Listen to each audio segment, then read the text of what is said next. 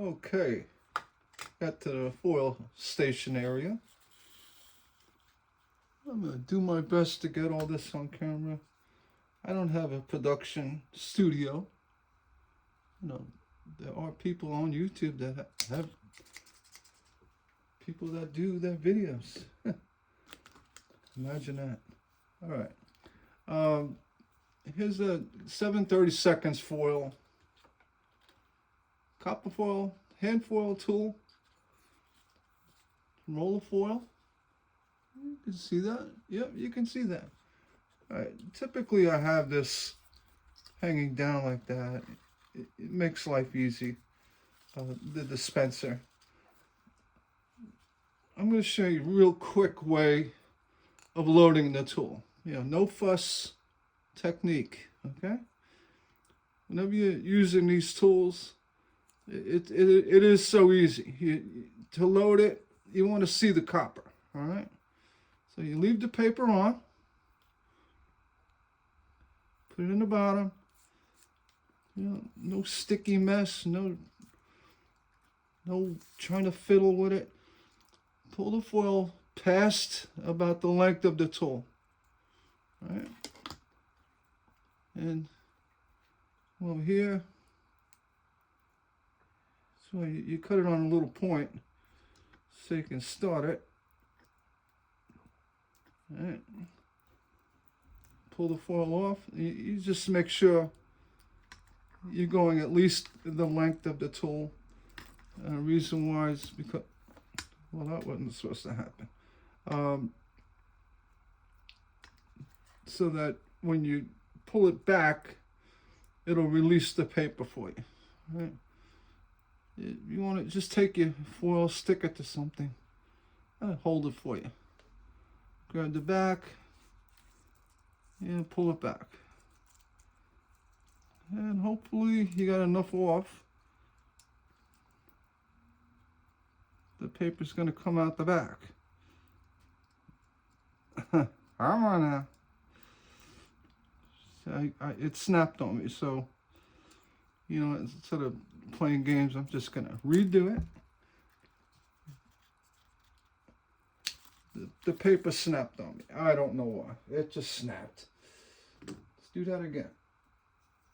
I'm supposed to be showing you the quick, easy way to load this. Trust me, it's quick and easy. Take the foil, put it in the back.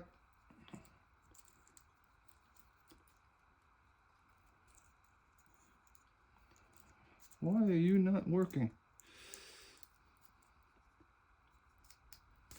There you go.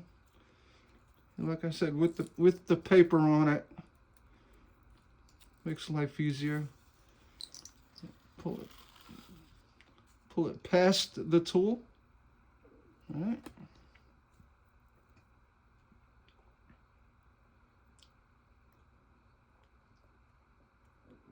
I should be putting my glasses on. I know this comes up. All right, there we go. Get it started. Like I said, to help you out, just kind of stick it to something. All right. What you want to do is pull it.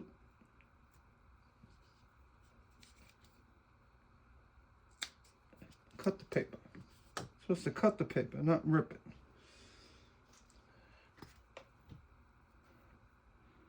Take the tool, pull the foil back. Now let's see, hopefully we got it long enough. Yes, we did. You pull it back. You can see that? Okay. And we're loaded. Cut off the starting point.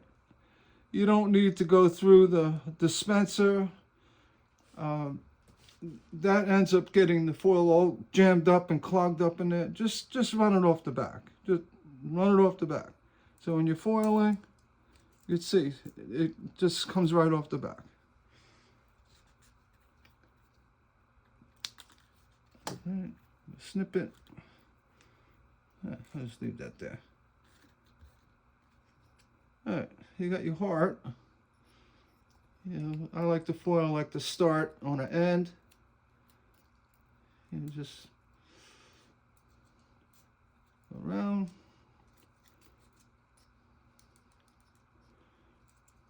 You're going to say, hey, how do you do that, right? I'm going to show you.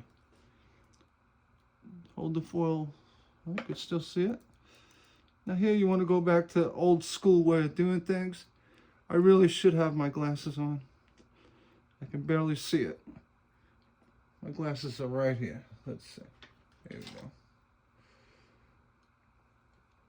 go. Ah, much better. What I'm doing is, you want to get inside that curve without snapping the foil. You know, being you got it right here. Just, you know, start getting it crimped and ready. You see, I got it started. Crimp it here. You know, anchor it down.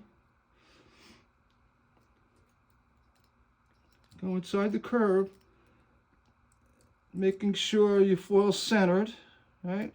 The foil tool is really good for repetitive piecework. This kind of tricky work here, I'm just using it as a dispenser. The way you get inside curves without snapping is, don't foil the whole thing. Now you're going to put pressure on the foil. What you want to do is get in this curve. I take my finger and I just kind of roll it. So what I'm doing is I'm working the foil into that curve. All right? You know, gentle, push it in. See, what I'm doing is I'm making it so there's no stress on the foil. See, as I get to this point, back to my place I want to be. And here, just to reassure, just kind of push around. And right here, put it right down. And you know, earlier on the first steps of the piece, I crimped this area down.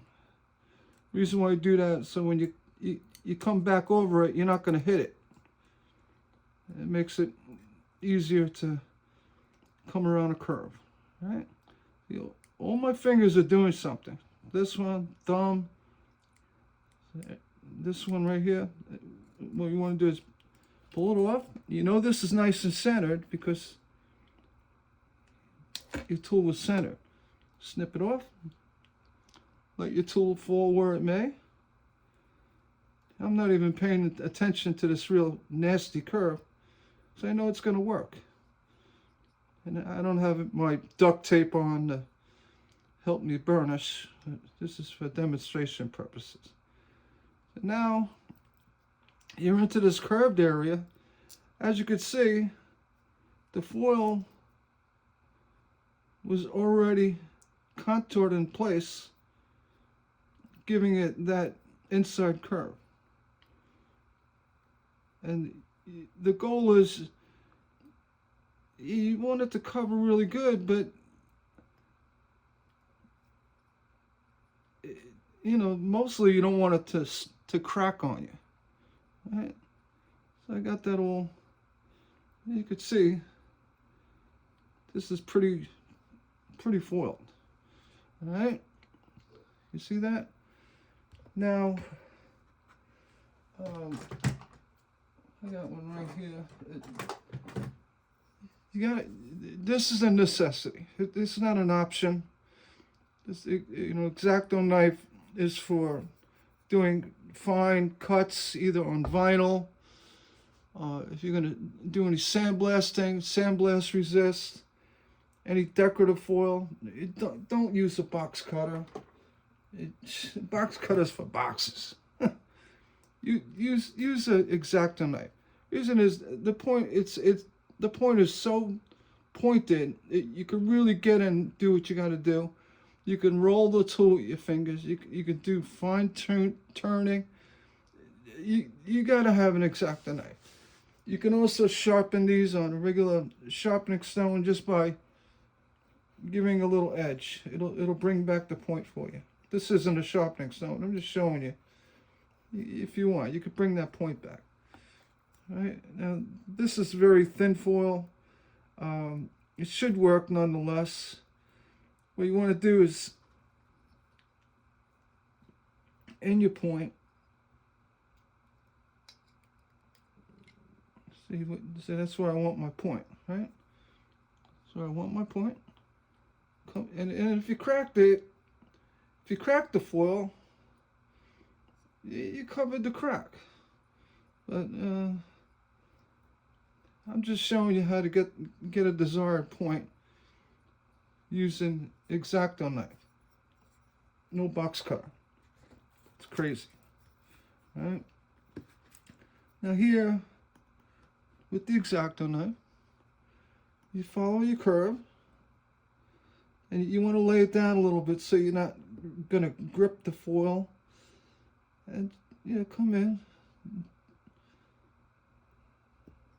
do your cut. All right. And over here, same thing. I'm going to come in here. Can't see very well. This is real tedious kind of stuff. You want to see, come on now, like that. So what I did is I scored to give me a point. And again, when you're lifting up resist areas, the exacto knife is going to give you such pinpoint accuracy. Where a box cutter, you're fumbling with it, you can't see the point. Box cutters for cutting boxes. Right here, you got this point. Want to take that off. Again, you get into a little front area. You take that off. This should come off. If it doesn't, just come back. It's so particular about my curve here. Kind of give it a thing like that. So here, and this isn't a perfect point, but you get the idea.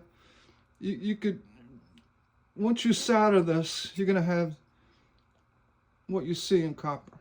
And that's gonna give you your nice heart. And then do the same thing on the back. I'm gonna go a little faster. I don't do this normally.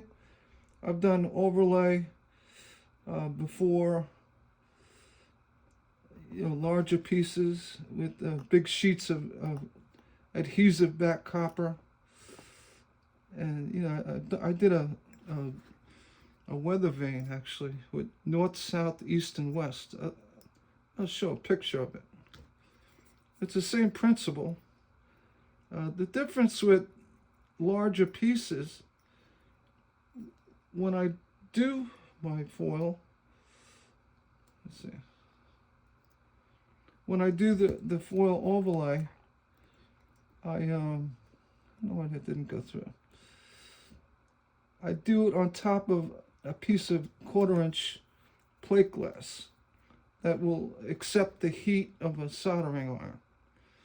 You can get pretty hot on 1/4-inch plate glass, or you can use a 1/4-inch Lexan sheet. Put the copper down, get it nice spread out to what the 1/4-inch Lexan plate glass. Take your drawing, put it on top, and trace the lines with a regular ballpoint pen. It'll show up on the copper below. Just by the transfer of the pressure of the point of the pen.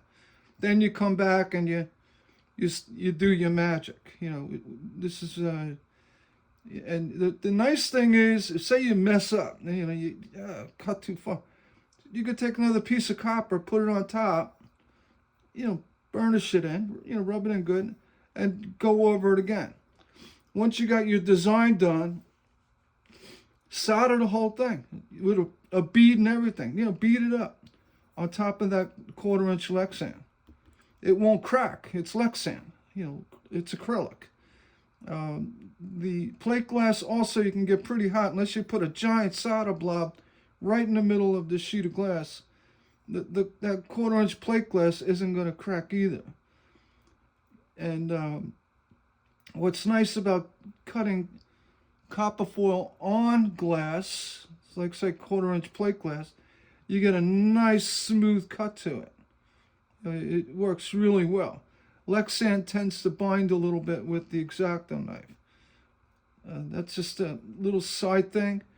You can, I mean, if the Lexan is nice and clean, and you take your time, you could use Lexan.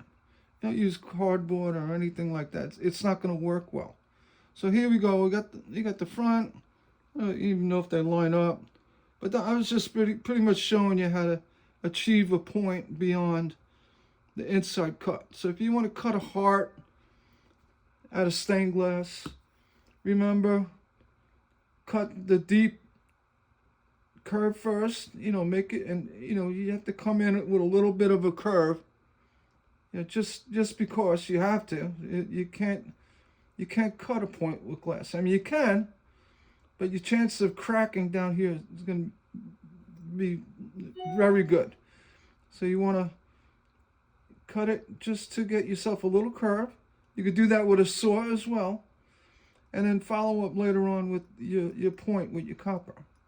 Use an X-Acto knife. These are a couple dollars in a hobby store. If you don't have an X-Acto knife, you get one. You're gonna use it somewhere along the line. You're gonna use an X-Acto knife. These blades come out. You just spin it out. This one's so old, it's probably fused in there. I don't even want to take it out. The amount of things you do with an X-Acto knife, and if you use a really fine sharpening stone, you could sharpen these right back up to a nice point.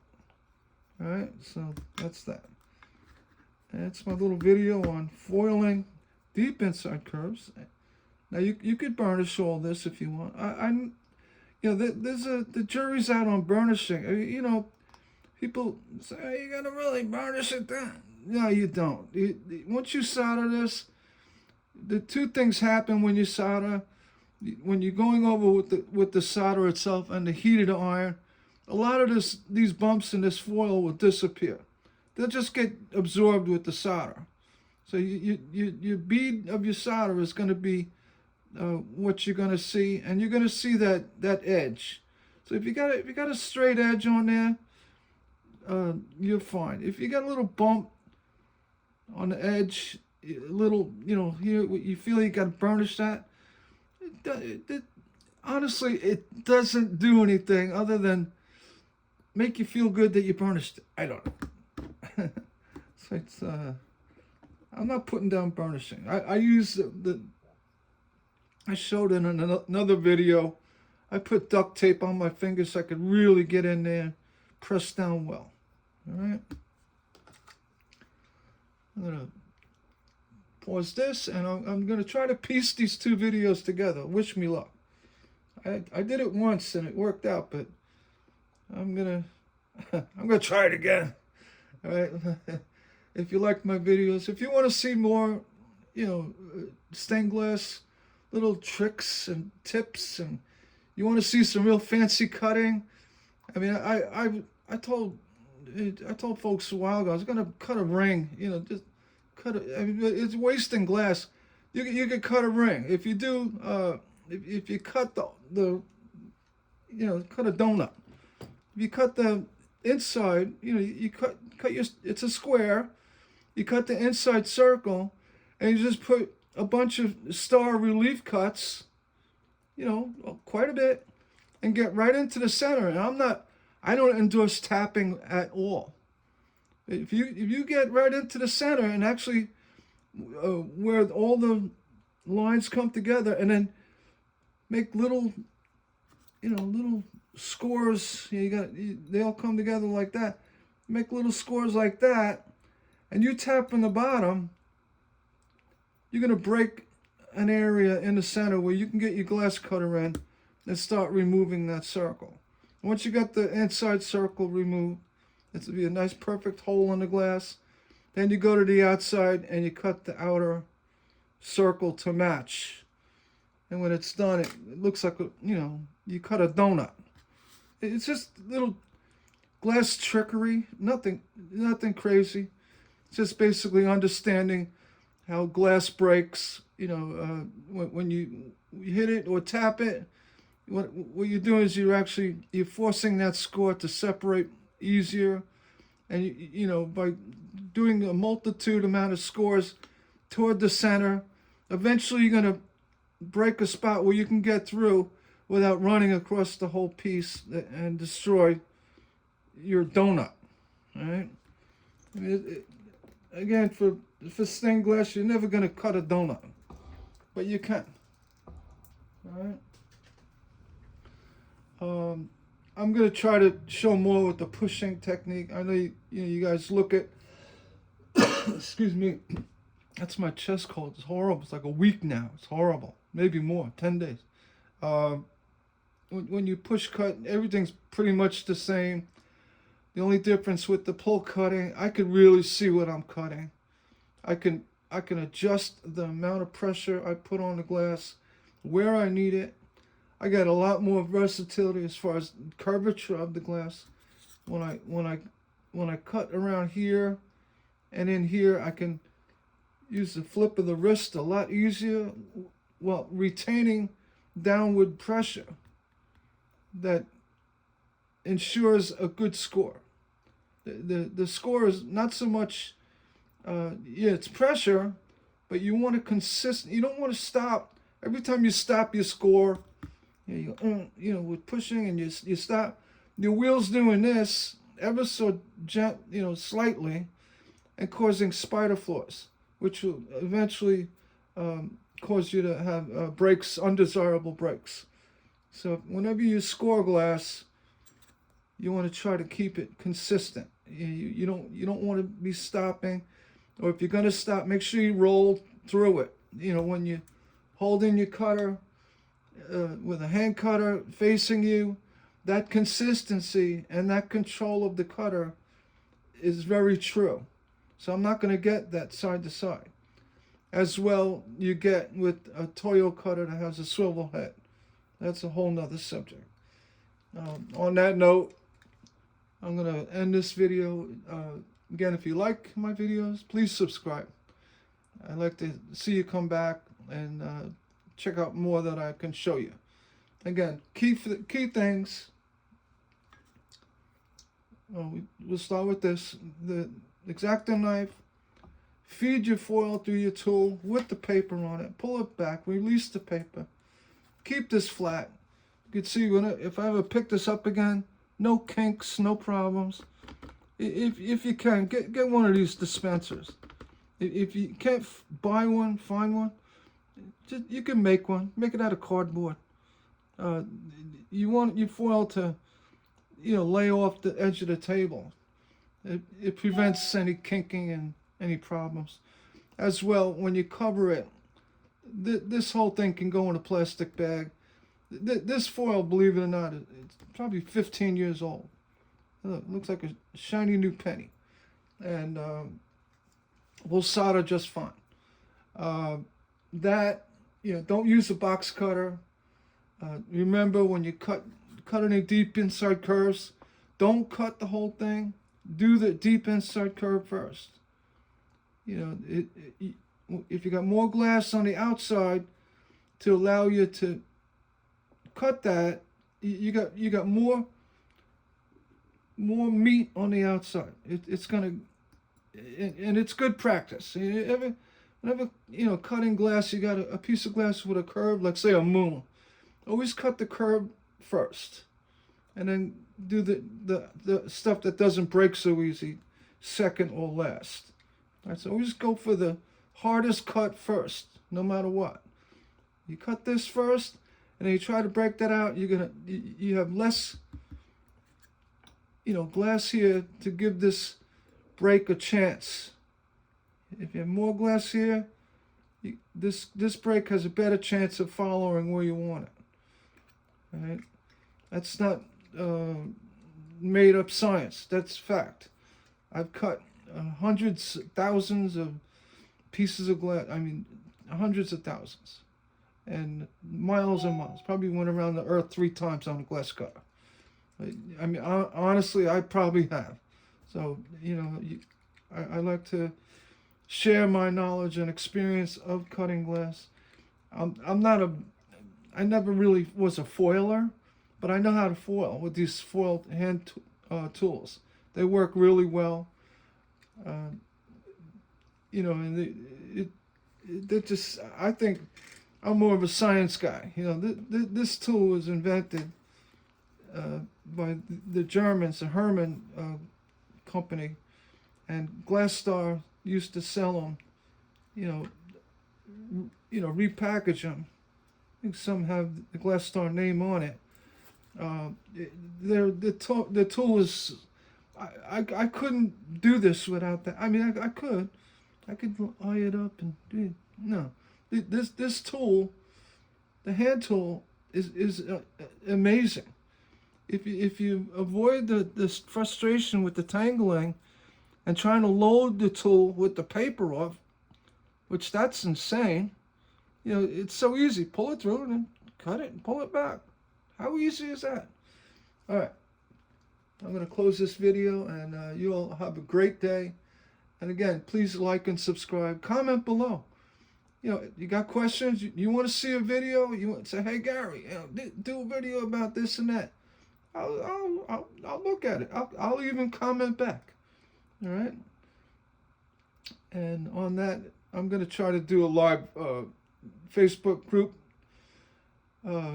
recording real soon, and with a few more giveaways. I've got a few more books. I've got some more of these afterburner cutters and the handle things. I got over here. I got them. I don't even know where I got them, but they were. This one actually, that's heavy duty. It works really well. I've been giving one of these away to them. And that's from my live video. If you jump in and comment. I did that last time. It was a lot of fun. I gave away a few books. And I want to do that again. So hope to see you there.